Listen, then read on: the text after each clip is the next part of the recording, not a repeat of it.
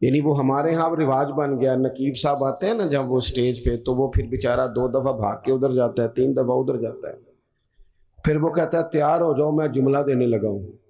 تو جملہ دینے لگا کہ ایٹم بم چلانے لگا ہے؟ دے جو دینا ہے تو نے جملہ، کیا تیرے جملے میں کیا چھپا ہوا ہے؟ سیدھی سیدھی اللہ رسول کی بات کر۔ اور پھر جملہ دینے سے بہتر تھا تو ہمیں قرآن پاک کی کوئی آیت دیتا، تو حضور کا کوئی فرمان دیتا۔ یہ کیا بھاگ دوڑ مچائی ہوئی ہے بلا وجہ کی۔ اور جناب وہ نعت خان صاحب ہیں تو وہ بھی کہتے ہیں کہ جب تک سارے نہ سبحان اللہ کہیں، اور جب تک پچھلے بھی نہ زور لگائیں، اور جب تک شمال جنوب والے نہ بول پڑے، مجھے ذائقہ نہیں آتا۔ بھئی تو نے تو 40,000 لیا، یہ تو مفت آئے ہیں سارے، تو زور لگا جس نے مال لیا ہے، اللہ تعالیٰ سمجھ عطا کرے۔ تو ہمارے ہاں یہ ہے جذباتی چیزیں۔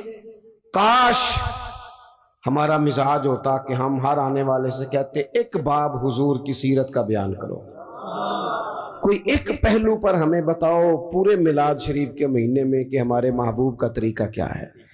ہماری طبیعت ہوتی کہ ہر جمعے میں اگر ہم شوق پیدا کر لیں نا، جمعے میں وقت پہ جائیں، تو میری طرح کا نکمہ مولوی بھی ہو تو وہ تیاری کرنے لگ جائے گا، لیکن ہم جاتے ہی نہیں۔ ہم تو آخری 10 منٹ میں جائیں گے تو وہ بھی 10 منٹ کی تیاری کرے گا، پہلے دیواروں کو سنانا ہے اس نے۔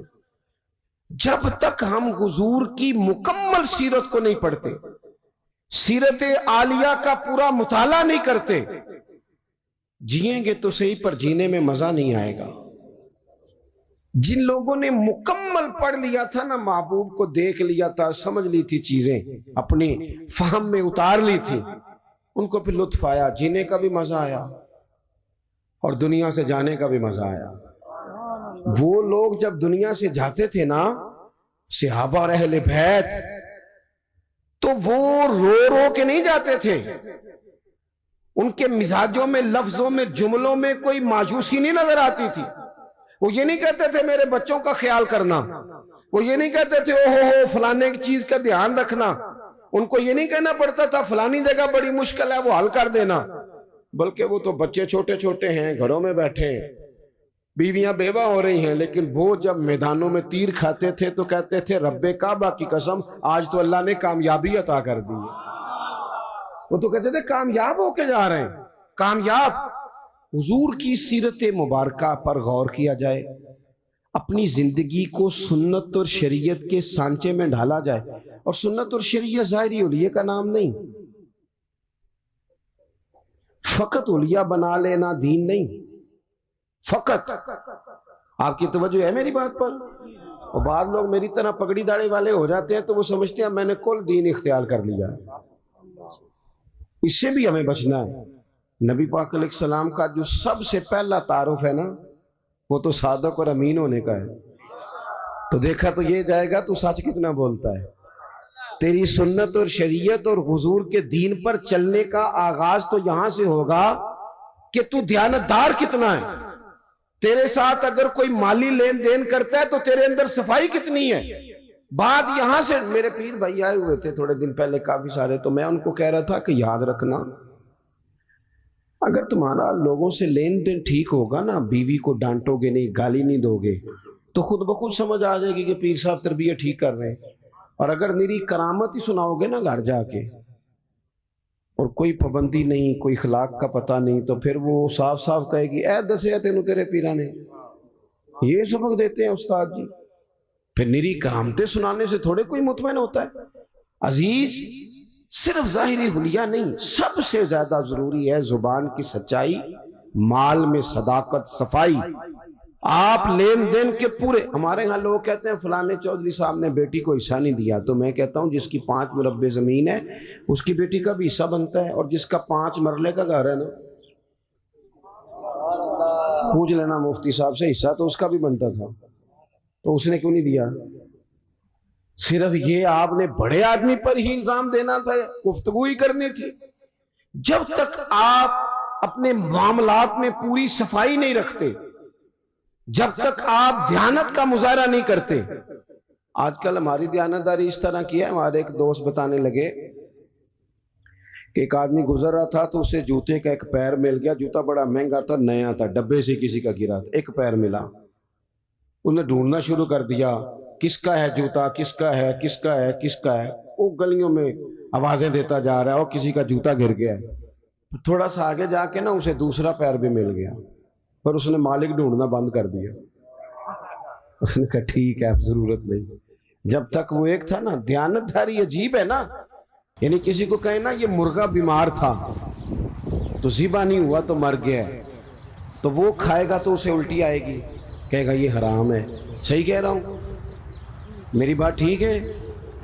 وہ مرغا جو 500 کا ہے وہ حرام موت مرا، ذبح نہیں ہوا، تو وہ کسی کو کھلائیں تو الٹی آتی ہے۔ بھئی اس پہ الٹی آتی ہے تو 50,000 حرام کا ہو تو اس پہ الٹی کیوں نہیں آتی؟ 50 کروڑ حرام کا تو اس پہ الٹی کیوں نہیں آتی؟ یہ کیا بات ہوئی کہ اگر تھوڑی چیز ہے تو معاملہ اور ہے، بڑی ہو جائے تو؟ مجھ سے ایک دفعہ ایک صاحب نے پوچھا، انہوں نے کہا کہ عیسائی کے ساتھ روٹی کھانی جائز ہے؟ میں نے کہا یہ مسئلہ غریب عیسائیوں کے بارے میں پوچھتے ہو، اس کے ساتھ بھی ناجائز ہے، لیکن عیسائی اگر امریکہ کا صدر ہو تو اس کے ساتھ بھی ناجائز ہے۔ اگر آپ نے اس لیے کہ وہ مشرک ہے، ناپاک ہے، نجس ہے، اس سے آپ نے پرہیز کرنی ہے تو پھر اس وقت بھی مسئلے پوچھا کرو جب وزیر اعظم اس میں دعوت ہوتی ہے اور کئی مشیر مولوی بھی بیٹھے ہوتے ہیں بیچ میں، کئی منسٹر مولوی، اس وقت کبھی نہیں کسی نے مسئلہ پوچھا؟ کیا دین کا فتویٰ اس لیے ہے کہ غریب ہو تو فتویٰ اور ہے، امیر ہو تو مسئلہ اور ہے؟ تو اسوہ نور نبی پاک صلی اللہ علیہ وسلم کا یہ ہے، حضور کا اسوہ حسنہ یہ ہے کہ معاملات میں صفائی ہو، صداقت ہو، دیانت۔ آپ دیکھیں حضور کی سیرت کا حسن یہ ہے کہ ہجرت کی رات عرب کے لوگوں نے یہ طے کیا تھا کہ معاذ اللہ حضور کو شہید کرنا ہے، اور بڑے تیز تھے، عقل اللہ سب کو دیتا ہے، لیکن بعض لوگ اپنی عقل سے منفی کام لیتے ہیں اور بعض مثبت لے لیتے ہیں۔ انہوں نے حضور کے کاشانہ نور کا گھیرا کیا تو عقل اس طرح لڑائی، کہنے لگے کہ ہر قبیلے کا نا، ہر قبیلے کا ایک بندہ لیں، اس کو تلوار دیں، ہر قبیلے کا۔ سارے قبیلے مل کے جب حملہ کریں گے تو معاذ اللہ اگر حضور کو شہید کرنے میں کامیاب ہو جاتے ہیں تو پھر کسی ایک قبیلے پر الزام نہیں آئے گا۔ میری بات کی سمجھ آ رہی ہے آپ کو؟ اور اگر بنو ہاشم بدلہ بھی لینا چاہیں گے تو پھر وہ ایک قبیلے سے ٹکر لیں گے، دو سے لیں گے، سب سے کیسے لیں گے؟ اس طریقے کے ساتھ انہوں نے حضور کے کاشانہ نور کا گھر کا محاصرہ کیا۔ اب یہ جو محاصرہ کرنے والے تھے نا، یہ تو شہید کرنے آئے تھے۔ اللہ کرے آپ زیادہ توجہ کریں میری بات پر۔ ایک دعا میں نے کرنی ہے، آپ نے آمین کہنا ہے۔ اللہ کرے یہ موبائل کی کال ذرا مہنگی ہو جائے، ہر شے مہنگی ہے، یہ سستی کر دیجیے۔ مجھے بہت سارے دوست کہتے ہیں آپ سے رابطہ کرنا ہوتا ہے تو نمبر کیوں نہیں ملتا؟ میں نے کہا اس لیے نہیں ملتا کہ اب تو لوگوں نے موبائل پکڑی ہاتھ میں لیا ہے، تو ایک منٹ کے اندر جب آپ کو 20 فون سننے پڑیں گے تو اور تو کوئی کام ہی نہیں کر سکیں گے آپ، کیونکہ اب تو موبائل جیب میں جاتا ہی نہیں، جب پکڑی ہاتھ میں لیا ہے تو پھر وہ نمبر بھی فٹافٹ ہی مل جاتا ہے، گنجائش ہی کوئی نہیں۔ اس لیے تھوڑا سا اس کو دماغ پہ نہ سوار کریں، تھوڑا سا پیچھے کریں۔ کوئی چیزیں روحانی زندگی میں دخل اندازی دینے لگ جاتی ہیں۔ اگر یہ ذہن پہ سوار ہو گیا، یہ مزے سے نماز نہیں پڑھنے دے گا، یہ مزے سے تلاوت نہیں کرنے دے گا، یہ سوار رہے گا۔ فوراً میں نے دیکھا ہے سلام پھیر کے بندے جیب سے نکال لیتے ہیں، تو اس میں مشکل ہو جائے گی۔ بہرحال بات ختم کرنی ہے، 1-2 منٹ میں سمیٹنے لگا ہوں، آپ توجہ فرمائیں۔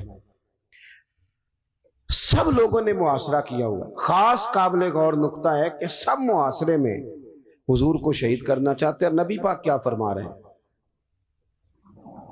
حضور فرما رہے ہیں علی یہ امانتیں لے لو، لوگوں کی امانتیں، صبح واپس کر کے نا امانتیں تو مدینے آ جانا۔ یہ جن امانتوں کا نبی پاک بندوبست کر رہے تھے نا، محققین نے لکھا ہے ان میں سے ڈھیر ساری امانتیں ان لوگوں کی بھی تھیں جو باہر تلوار لے کے کھڑے تھے، ان کی بھی امانتیں حضور کے گھر میں۔ مجھے بتاؤ کسی بندے، کوئی لوگ عمرے پہ جانے لگے تو لوگ کہتے ہیں پہلے میرے پیسے دے۔ کرائے کا مکان والا بندہ جانے لگے تو لوگ کہتے ہیں پائیا پہلا پیسے دے، تیرے سے پیسے لینے ہیں، تو کیسے جائے گا محلہ چھوڑ کے؟ تو جس شخص کو معاذ اللہ آپ قتل کرنے پہنچ گئے ہیں، جس شخصیت کو شہید کرنے کا ارادہ کر لیا، پیسے گھر میں پڑے، माना क्या है कि उनको भी पता था कि ये शहीद कर भी दिए गए, अगर किसी वजह से हम कामयाब भी हो गए तो हमारा पैसा जाया नहीं होगा। और हुजूर को भी देखें आप, ये हुजूर ने हमें सोचे दिए हैं, उसवा हसना। मैंने कहा सिर्फ ज़ाहिरी उलिये का नाम नहीं, सोचे दिए हैं हुजूर ने हमें। नबी पाक सल्लल्लाहु अलैहि वसल्लम देखे ना, कितना आसान है ये हमारे लफ्ज़ कहना कि मुश्किल आ गई थी, लोगों ने रहने नहीं दिया, चले गए। लेकिन करीब ने उस एमरजेंसी के आलम में भी, जब पूरा मक्का तलवारें लेके सड़कों पे आ गया है, वहां भी अगर हुजूर ने फिक्र की है तो लोगों की अमानतों की फिक्र की है। और कुर्बान जाए, मौला अली से भी जब किसी ने पूछा कभी मजे से भी सोए, कहने लगे वो रात ही मजे से सोया था। तो कहा जनाब वो तो खतरा था, अगर वो पर्दा ना उठाते और आप पर इसी तरह हमला कर देते तो हजरत अली कहने लगे ऐसे ही कर देते, साढ़े नबी दी जुबान साढ़े वास्ते कुरान। हुजूर ने फरमाया था अली सो जा, सवेरे अमानतें दे के मदीने आ जाना। जब हुजूर ने कहा था सो भी जा तो मुझे समझ आ गई सोऊंगा भी। जब करीम ने कहा सवेरे उठना है तो समझ आ गई सवेरे उठना भी है। जब कहा अमानतें दे देना तो समझ आ गई अमानतें देनी भी हैं। और जब कहा था मदीने आ जाना तो समझ आ गई जनाब इजराइल उतनी देर नहीं आ सकता जितनी देर हुजूर का मदीना ना आए। जिन्हों वेख के ठर दियां अखियां ने तो जिन्हों वेख के ठरदा सीना है, रब्बा तेरी सारी खुदाई चेकी ते शहर मदीना है। और रब ही जाने सोने महबूबा तेरे शहर दियां भी की लज्जतां ने। एक रोण जिन्हां ने वेख्या नहीं ते एक रोण दोबारा जावन लई। एक रोण जिन्हां ने वेख्या नहीं, एक रोण जिन्हां ने एक रोण दोबारा जावन। तो अजीज हुजूर ने वहां भी अमानतों का ख्याल किया, मिजाज नहीं। आप यकीन करें झूठ और बदयांती तो खा गई लोगों को। बीवी कह रही होती है कि चल थोड़े पैसे दे दिया कर, सच तो बोला करना। लाहौर जाता है तो लाहौर का ही बता के जाया कर। माँ कहती है पुत्र थोड़े वादे कर पर सच्चे कर। क्या किया इन हुक्मरानों ने? अब तो मैं तो कई दफा कहता हूँ इनसे तो कोई उम्मीद ही नहीं। अब पिछली हुकूमत कह रही थी, उससे पिछली ने महंगाई की है, तो ये क्या कह रही है? तो की किसने है?